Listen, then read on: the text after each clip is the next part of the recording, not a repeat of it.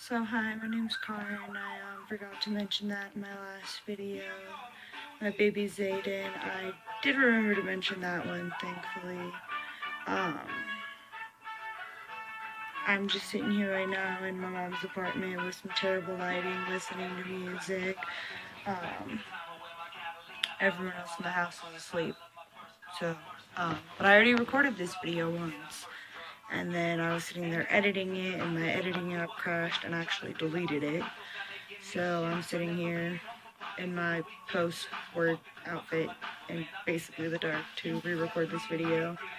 This one's going to be my labor story, even though I never technically went into labor. Um, so I think it was September 9th when I found out that I was pregnant. What happened was I was drinking one night and I woke up the next morning throwing up. And I kind of just assumed that it was, because I was drinking the night before, but I kept throwing up and I kept throwing up, and I was like super sick. So I actually ended up losing 28 pounds in 7 days because of how badly I was throwing up. So after about 2.5, 3 weeks, I went and bought a pregnancy test, and I took one and it was negative. So I gave it a couple more days, I think like 4 or 5 probably, and then I took another one, the other one that was in the box, and that one was negative as well. So I gave it a couple more days after that, and I was still really sick. So I went to the doctor and told her my symptoms and everything, and she said that I just had the stomach bug and that it was something going around. So I was like, okay, for sure, no big deal. So she prescribed me the medicine for that, and then I figured, seeing as how there was a possibility that I could have been pregnant, I was like, I should be put on birth control while I'm here. So I did the standardized pregnancy test that they do, and I was sitting there in the room, and I heard the doctor outside my door, and she was like, oh, she's pregnant, and I'm scared to go in there and tell her.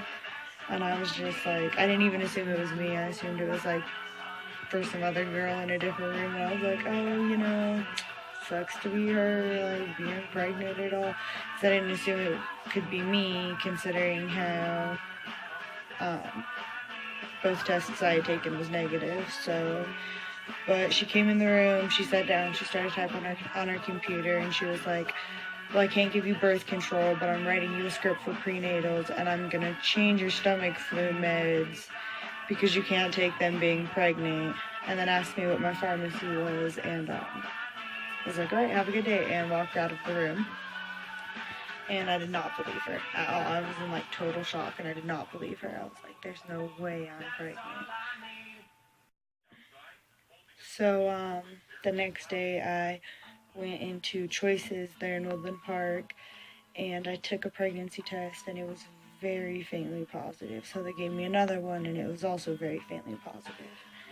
And then they opened a new batch, basically a whole new box, and I took a test out of there to see if maybe a completely different batch would give me different results. And it was also very faintly positive. So she was like, you're pregnant, but you're just barely pregnant, so come back in a couple of weeks and we'll do an ultrasound just to confirm that you're pregnant. And I feel like it was September 19th. No. I don't know. But it was I ended up being 9 weeks when I went in for the ultrasound, and it was really cool. I saw him for the first time, and he was about that big. Looked like a little tiny jelly bean. His father actually came with me to the first ultrasound, but some stuff happened, and we ended up not working out, and we ended up breaking up, and then we actually haven't talked since we've broken up. But it's whatever. I don't really mind being a single mom, I guess.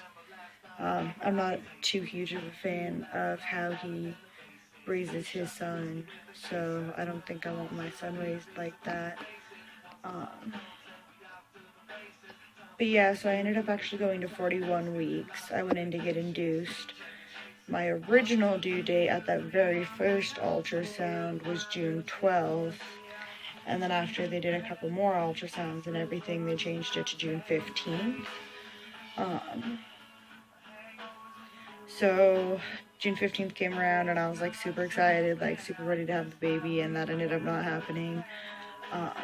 So I went into the doctor's on my due date the day after. I think it was the day after. And they set up an induction date for me and everything so I could go in and get induced.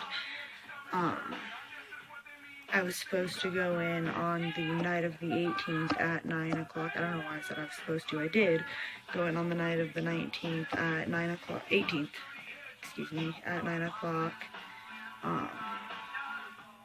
And the plan was they were just going to give, like, start me on an IV, like, give me a sleeping pill, put, like, I was going to sleep all night. And then I was going to wake up on the morning of the 19th, and I was going to actually get induced.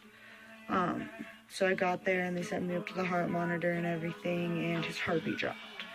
They were able to get it back up in a reasonable amount of time, so they didn't really think very much about it. And then, we hung out for a little bit. They gave me my IV, like, blah, blah, blah. We were talking about doing the sleeping pill, blah, blah, blah, and then his heartbeat dropped again. And they got it back up, but she said that if it dropped again, we were going to do a C-section. So it was up for a little while, and then what they did was she said they were going to give me a stress test, which was basically they were going to give me false contractions to see how the baby was going to react. And then what she also told me was they were going to start me on 1 milligram dosages of it, and every half an hour they were going to give me another milligram. And then she also told me that nobody reacts to it until about 5 milligrams. So the plan still was depending on how I reacted to that, they were still going to give me the sleeping pill and I was going to go to bed. And they started me on it, and I wasn't even on it for the first half an hour when his heartbeat dropped again. So they instantly took me off of it. And we did some things to try to get my heartbeat to go back, or to get his heartbeat to go back up. They, like, had me on my hands and knees and, like, moving around and stuff like that, and they couldn't get it back up. So she said C-section. It was pretty quick too. They gave my mom changed into her scrubs. They hauled me back to the room first.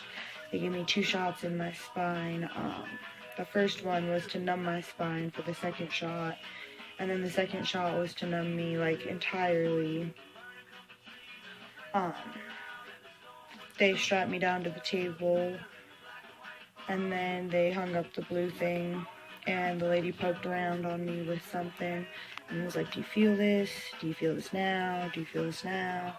And then once I didn't feel anything, it was time. They cut me open.